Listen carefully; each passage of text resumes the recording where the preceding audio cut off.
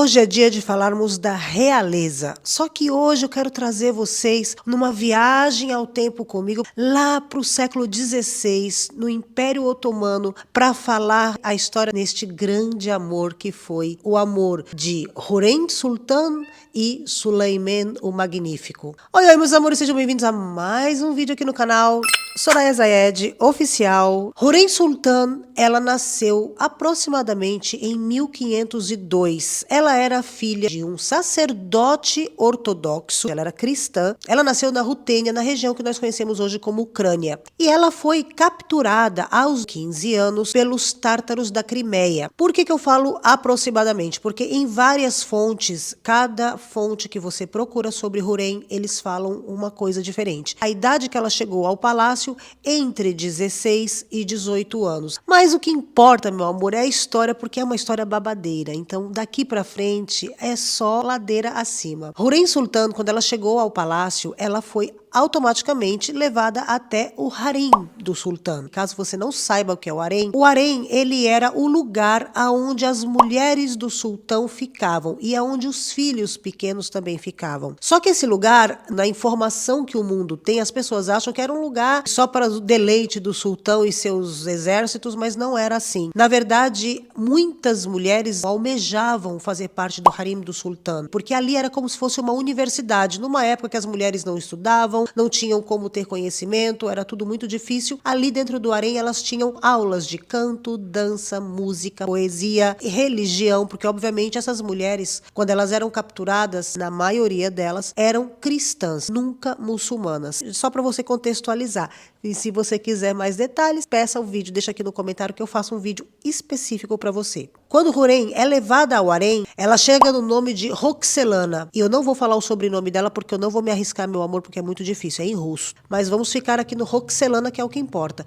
Uma menina cristã ortodoxa. Quando ela é levada ao palácio, primeiro eles limpam a mulherada, depois dá o banho, porque tem que estar sempre todo mundo muito limpinho. E aí ela vai entrar na escolinha ali do harém. Ela vai aprender a ter bons modos, ela vai estudar a religião islâmica, ter um monte de aulas, como eu falei para você, poesia, canto, música, e aprender as normas da corte. E é quando esta menina de 16 anos, vamos falar 16 anos, na verdade é a versão que eu acredito que seja, eu acredito que ela tinha 16 anos, pelo contexto que vocês vão ver mais à frente. Quando ela chega no palácio, ela diretamente chama a atenção da Valide Sultan. Quem é Valide Sultan? O que é Valide Sultan? Valide Sultan é a mãe do sultão, é a posição hierárquica mais alta dentro do harém do sultão. É ela que escolhe as mulheres que vão visitar o sultão. Claro que o sultão, nesta época, quando Roxelana é levada ao palácio, ele já tem o seu harém, as suas preferidas, e ele tem a sua preferida consorte, que era a Marie d'Evran, porque essa mulher já tinha dado à luz a um herdeiro ao trono. E aqui, quando eu for falar para vocês sobre os haréns, é muito interessante essa parte dos herdeiros. Não necessariamente o filho mais velho no Império Otomano seria o herdeiro do trono. E isso aqui vocês vão ver muito profundamente lá no vídeo que eu vou fazer sobre os haréns, caso vocês queiram. Então, essa Marie d'Evran, ela já tinha uma posição elevada a todas as mulheres do harém, porque ela tinha um filho com o sultão. Então, ela era considerada a preferida dele. Só que quando Roxelana chega ao palácio, ela chama muito a atenção porque ela tinha os cabelos vermelhos. E, obviamente, dentro do Império Otomano, dentro da etnia deles, não era comum você ver uma mulher com cabelos vermelhos, como é descrito em todas as cartas e registros que ainda existem sobre essa época, dizem que ela tinha o cabelo vermelho como fogo. E a mãe do sultão, quando ela vê aquela moça, ela fica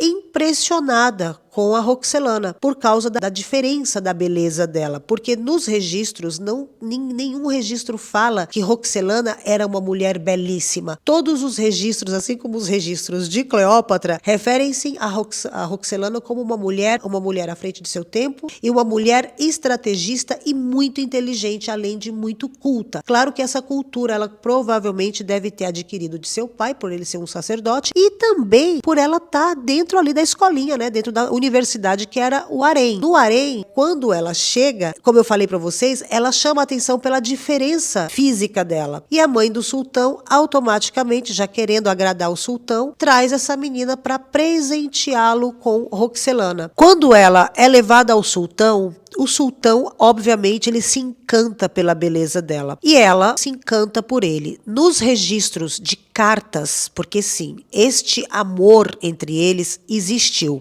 Não é que ela amava ele, é que ela precisava dele para ter poder e ter destaque e ter uma vida boa dentro do harém. Na maioria dos casos, sim, as mulheres, obviamente, quando você tem o amor do sultão e você se torna a preferida do sultão, isso automaticamente vai te dar poder ali dentro daquele lugar, que é o lugar de onde saem os sultões, porque as mulheres, as preferidas, que podem ter um filho com o sultão, qualquer uma delas vai ser a provável mãe, então ali começa a articulação dentro do Império Otomano. Inclusive, esta época que a Roxelana chega no palácio, né, a Hürrem, ela é um divisor de águas dentro do Império Otomano em questão das mulheres. Quando você procura e se aprofunda na história da Hürrem, tem muitas cartas entre ela e ele. E nessas cartas, ela expressa muito a paixão e o amor dela, e ele por ela, que até então, dentro da história do Império Otomano, não havia registros, não existe registros de um amor que tenha sido tão sólido e tão verdadeiro como o deles dois. E os dois se referiam ao amor dentro ali das palavras de troca de poemas um pelo outro, eles sempre falavam que se amavam desde a primeira vez que eles se encontraram. Então, é uma coisa muito real mesmo. Ele realmente a amava e ela o amava. Então, não era uma questão somente ali do poder, porque o poder, ela já tinha como uma preferida ali do sultão. Ela teve 5 filhos com o sultão. Alguns registros falam que foram 6. Hürrem, que significa alegria, festiva, acredita que ele deu o nome dela e dizem que existe cartas que ela fala. Hürrem nasceu quando o sultão Suleiman deu esse nome a ela. E eles vão ali vivendo uma vida de amor. E ela começa a articular dentro do harém. Claro que ela era odiada por todas as mulheres. Primeiro porque o sultão,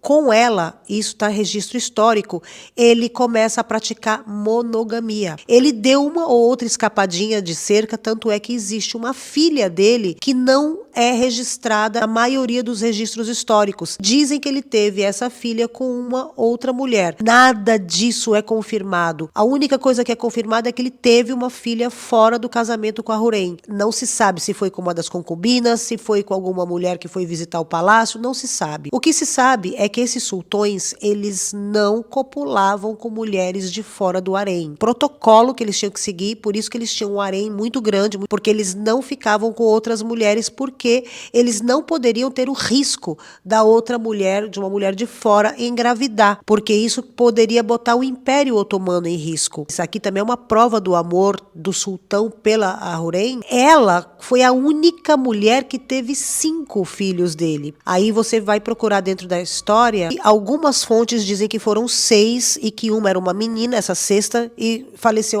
no 3º mês de nascimento. Então não aparece como uma criança relevante dentro da história. Não existe assim um documento de registro. A maioria dos documentos falam dos filhos dela que foram até a fase adulta. Ela teve 5 filhos com o sultão e ali começa a disputa, porque a princípio o sultão escolheria o primeiro filho dele para reger o trono, porque ele manda para uma província próxima, fica subentendido ali a província próxima é que se o sultão acontecer alguma coisa com ele, o filho que está na província mais perto, ele chega para poder pegar o trono, porque no Império Otomano não era como na Europa, que o primeiro filho, o primeiro herdeiro, o varão, é quem herda o trono. Não, no Império Otomano eles tinham fraticídio, então eles podiam sim, que estivesse na província mais próxima à capital, se acontecesse do sultão e de arrasta para cima, esse filho que estava mais próximo da província chegava, tomava o trono e mandava executar os outros irmãos. Era essa a lei deles, que isso consistia na força e na estabilidade do Império Otomano. Por isso que durou 6 séculos.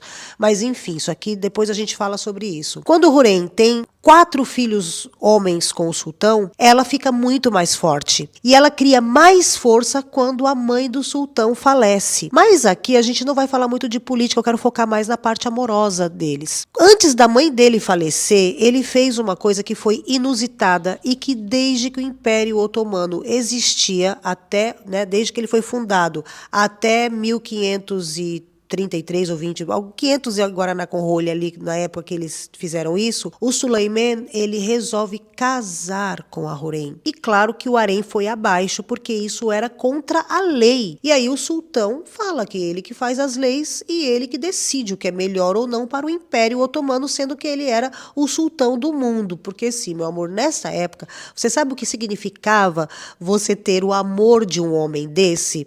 Era que você era muito mais forte do que ele, porque ele era o sultão do mundo. O Império Otomano, nessa época, ele governava praticamente o mundo inteiro.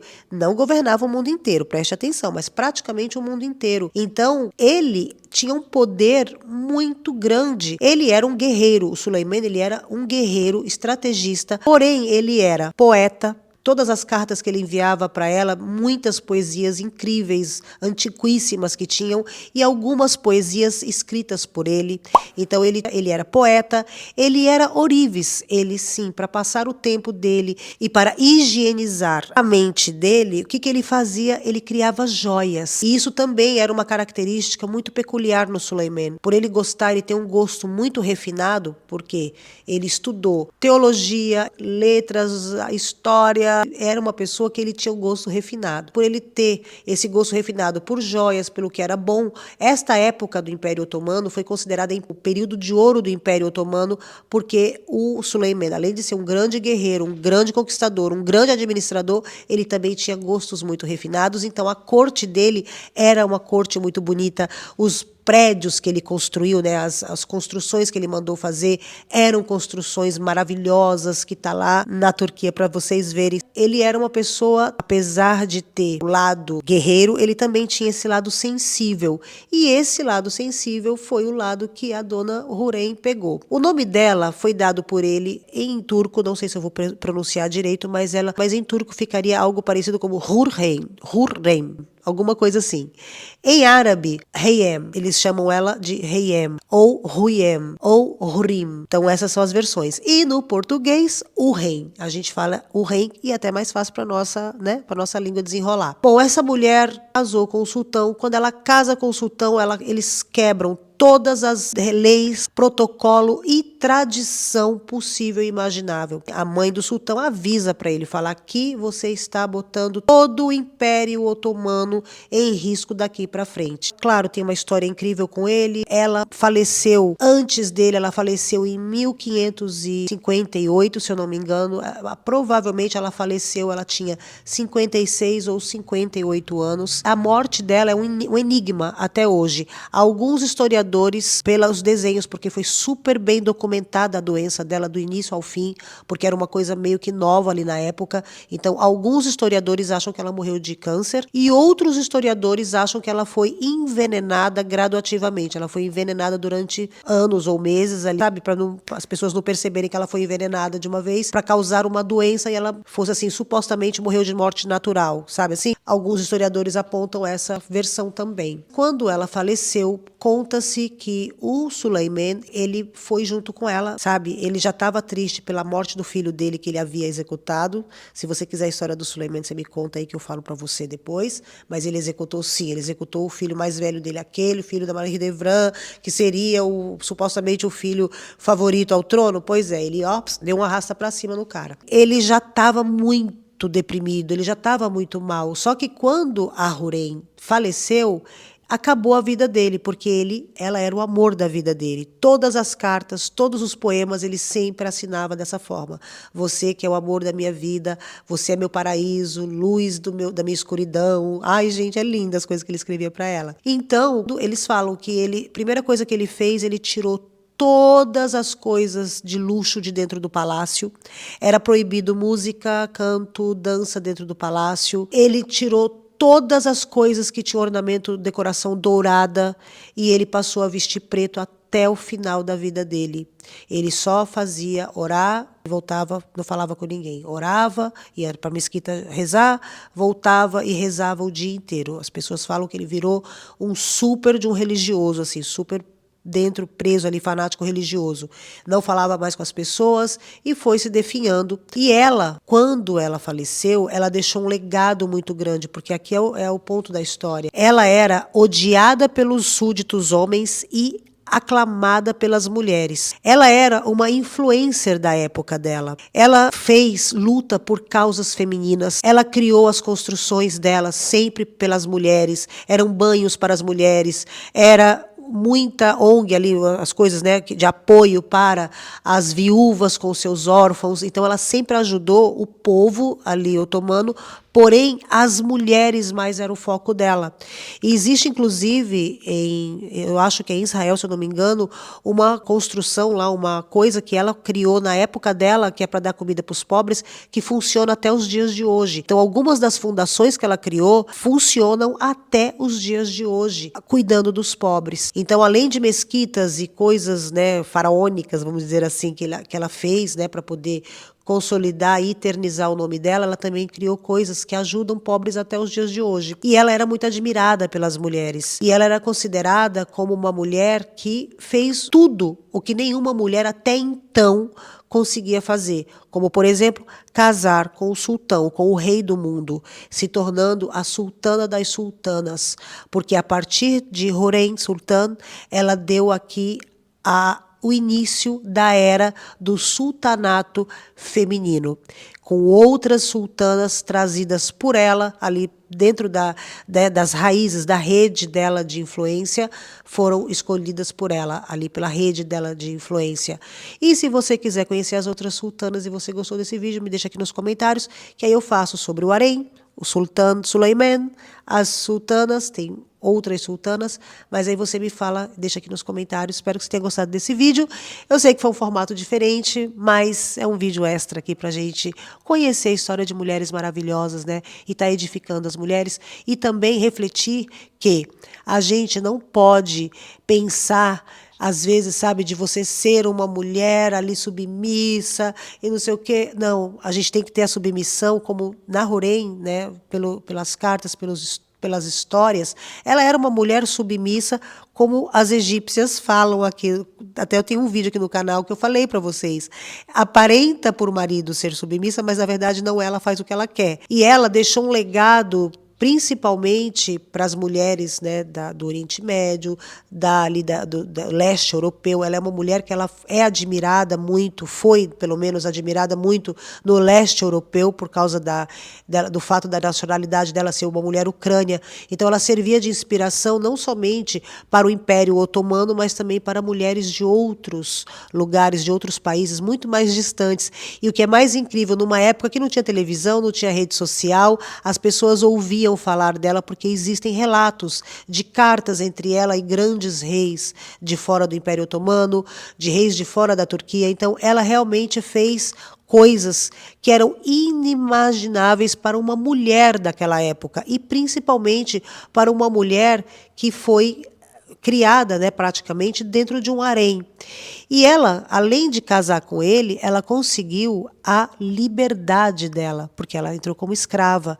Então a primeira coisa que ela faz, que o sultão faz em prova do amor dele por ela, é libertá-la. Liberta e casa depois. E isso tem nas cartas que ela fala: você me libertou da escravidão do palácio, mas eu sou escrava do seu coração, sultão da minha vida e da minha alma. Gente, é lindo, tá bom? Ó, espero que você tenha curtido. Um beijo, deixa like, se inscreve no canal e não esquece que eu te amo, tá? Mua! E como prometido, vai o poema que o Suleiman escreveu para o rei. Trono do meu nicho solitário, meu bem, meu amor, minha luz da lua, minha amiga mais sincera, minha confidente, minha própria existência, minha sultana, meu único amor, a mais bela entre as belas, minha primavera, meu amor de rosto alegre, minha luz do dia, minha doce folha sorridente, minha planta, minha doce, minha rosa, a única que não me perturba neste mundo, minha Istambul, meu Caramão, a terra da minha Anatólia, meu Badakhshan, meu Bagdá e meu Khorasan, minha mulher de cabelos bonitos, meu amor de sobrancelha inclinada, meu amor de olhos cheios de travessura, cantarei suas virtudes sempre. Eu, amante de coração atormentado, Muhib, de olhos cheios de lágrimas, sou feliz. Muhib aqui, no caso, era o nome fictício que ele assinava os poemas com esse nome de Muhib, tá? Bom, meus amores, se você chegou até aqui, espero que você tenha gostado desse conteúdo diferentão, mas é uma história que eu admiro, quis compartilhar com vocês. Eu amo muito, muito você e um beijo bem no meio do seu coração.